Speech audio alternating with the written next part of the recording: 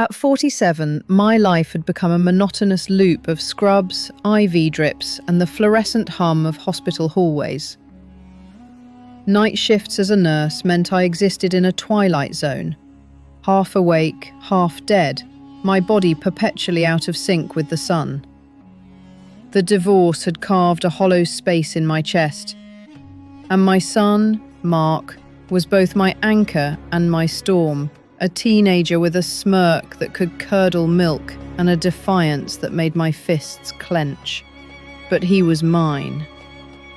Bowling was my rebellion, not the glamorous kind, no leather jackets or midnight escapes.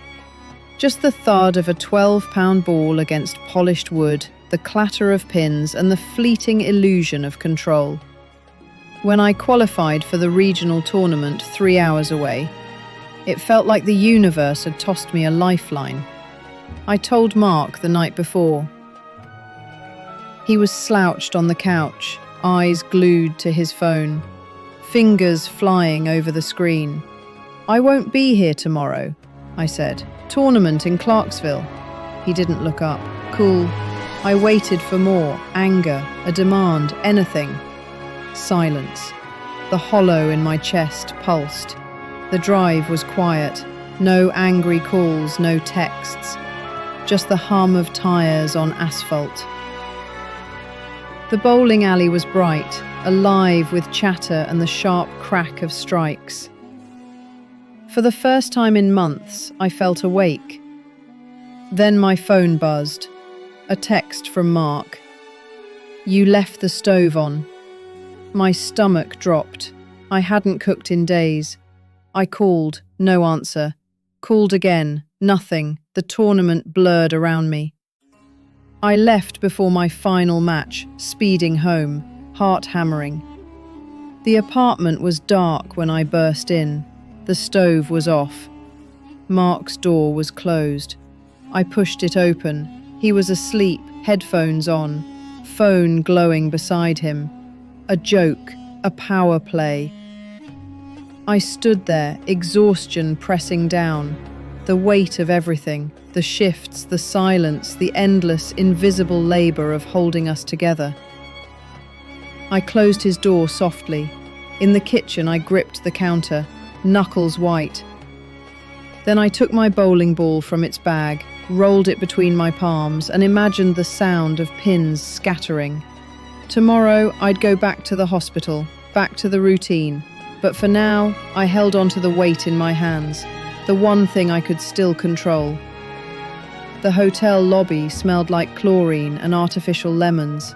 A flickering neon sign buzzed overhead, casting an unflattering glow on the tired receptionist. Mark slouched beside me, his hood pulled up like a shield against the world. Or maybe just against me. 2 nights, I said, sliding my credit card across the counter. The receptionist eyed Mark's scowl and raised an eyebrow. I forced a smile. Teenagers. I wanted to say no.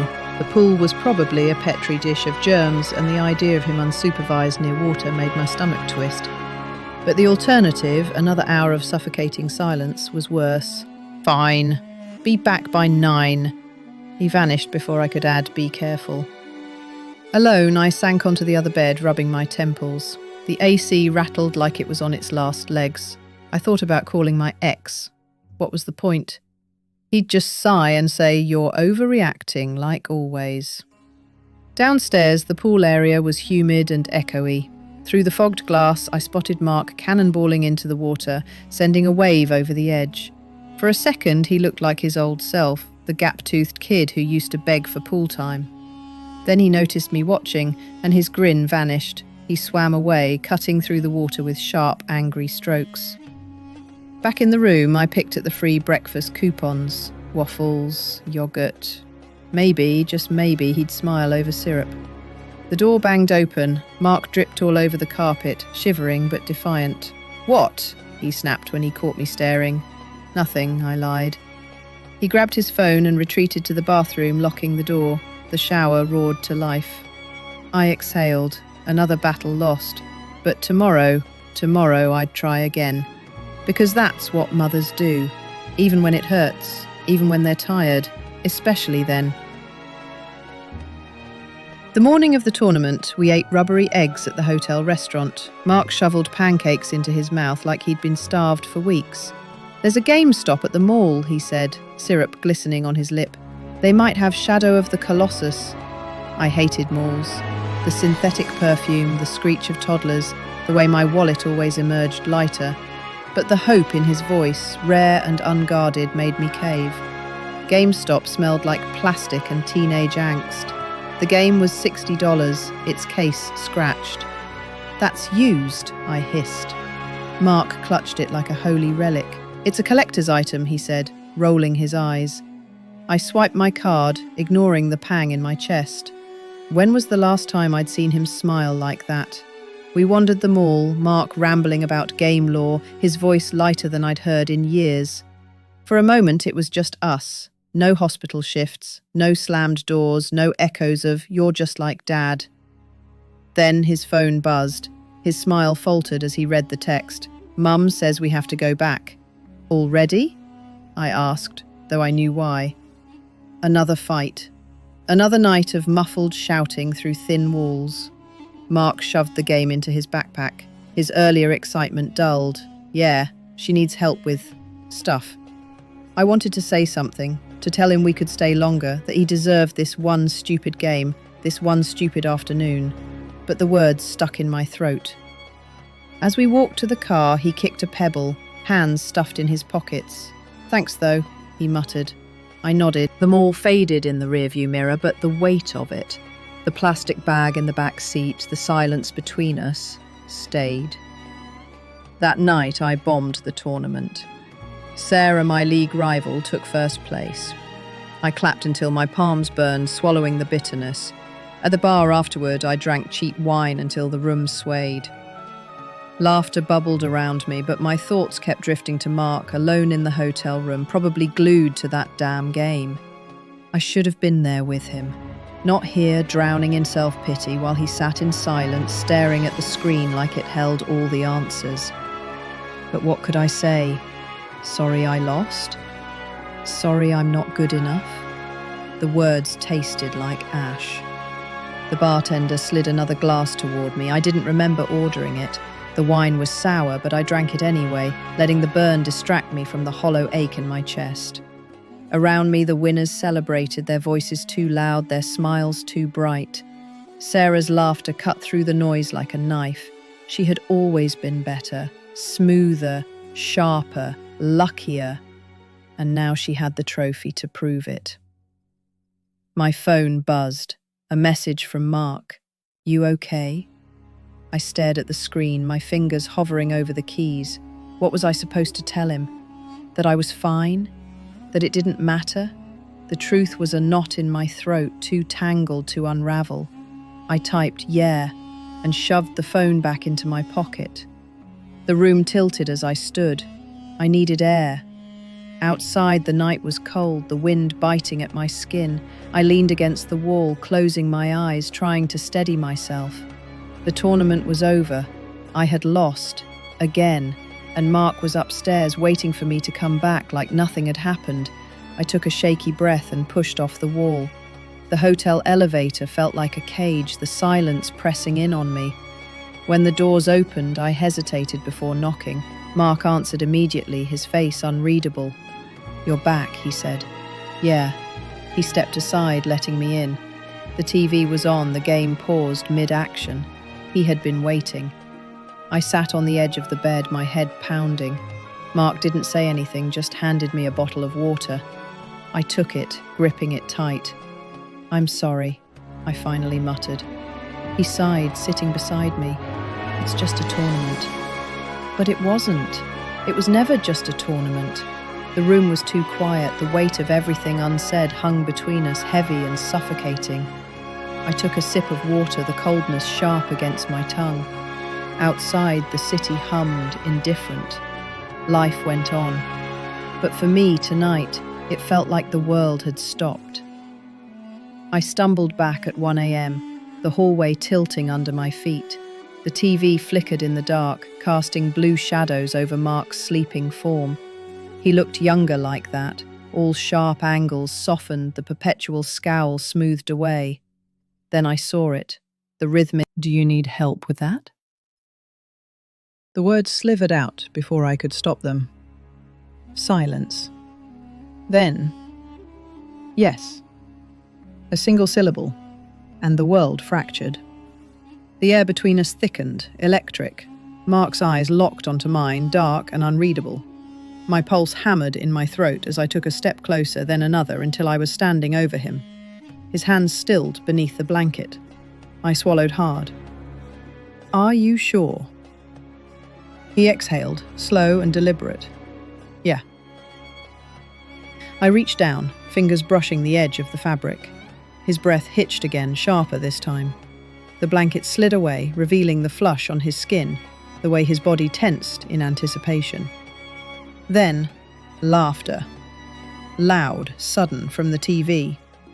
A late-night talk show host cracking a joke. The spell shattered. Mark blinked, and just like that, the moment was gone. He cleared his throat, shifting away. "Forget it," he muttered, voice rough. "Too much wine." I stepped back, the heat in my veins turning to ice. "Right," I said too quickly. "Yeah, night." I fled to my room, heart pounding for all the wrong reasons. The door clicked shut behind me, sealing away what had almost happened. What shouldn't have happened.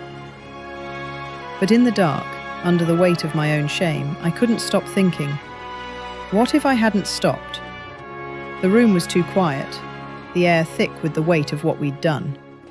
His chest rose and fell beside me, skin still damp, his breath uneven. I traced the curve of his shoulder, my fingers trembling, not from regret, but from the aftershocks of something too fierce to name. "We can't do this again," he murmured, voice rough. I laughed, low and bitter. "Liar." He turned to me, eyes dark, fingers brushing my jaw. "You first." And just like that, I was lost again. His mouth crashed into mine, teeth and tongue and desperation. My hands slid down his back, nails digging in, drawing a groan from him that vibrated against my lips. "Tell me to stop," he breathed between kisses. I didn't. Instead, I pushed him onto his back, straddling him, drinking in the way his pupils dilated. His hands gripped my hips, thumbs pressing into the hollows like he wanted to memorize the shape of me. "You're going to ruin me," he said. Too late. I rolled my hips, and his head fell back with a curse. The friction was electric, every movement pulling us deeper into the sin we'd sworn to resist. But resistance was a feeble thing against this, against the way his breath hitched when I bit his neck, the way his fingers tightened possessively on my skin. When it was over, we were both shaking. He pressed his forehead to mine, breathing ragged. "Chris is a mistake." "Then why does it feel like this?" I whispered. He didn't answer. He didn't have to. Because by dawn, the guilt came in waves. I stared at the ceiling, replaying every touch, every sound. Mark slept beside me, his back turned. What had I done? The night had been a blur, too much wine, the way his laughter had warmed me, the way my defences had crumbled. It was just one moment, one reckless decision. But now, in the pale morning light, it felt like a chasm between who I was and who I had become. Then his hand brushed mine under the sheets. A question. My breath hitched. His fingers lingered, tentative, as if testing the weight of what we'd done. I should have pulled away. I should have let silence be my answer. But like a fool, I answered. I turned my palm up, letting his fingers intertwine with mine. His grip tightened, and I closed my eyes, torn between regret and something else, something terrifyingly close to want. Mark shifted, rolling onto his side to face me. His gaze was heavy, searching. "Last night," he began, voice rough with sleep. "Don't," I whispered. If he said it out loud, it would become real. But he didn't need words. The way he looked at me, like I was something precious, something his, told me everything. I had crossed a line, and now there was no going back. His thumb traced slow circles over my knuckles. We should talk. I swallowed hard. Talking meant admitting it, meant facing it, meant deciding what came next.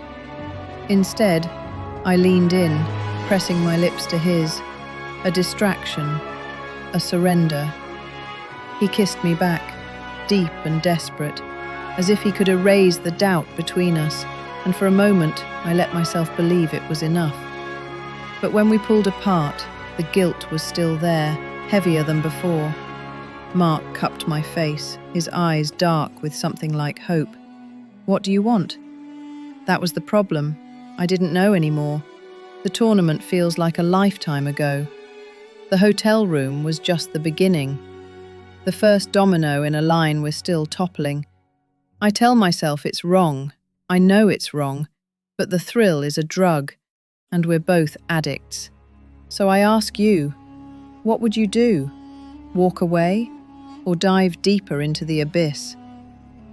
The first time, it was an accident. A slip of the hand, a glance held too long. The second time, a choice. By the third, it was a habit. Now, it's a hunger. We meet in dimly lit bars, in empty parking garages, in rented rooms where the walls are thin enough to hear footsteps outside. Every touch is a betrayal, every whispered word a crime. But the guilt only sharpens the high. I used to think I knew where the line was. Now the line is blurred, smudged under. Maybe one day this will all collapse. Maybe one day we'll wake up and realize we've burned every bridge behind us. But not today. Today, we're still falling. So tell me, would you stop? Could you? Or would you, like me, let the abyss swallow you whole,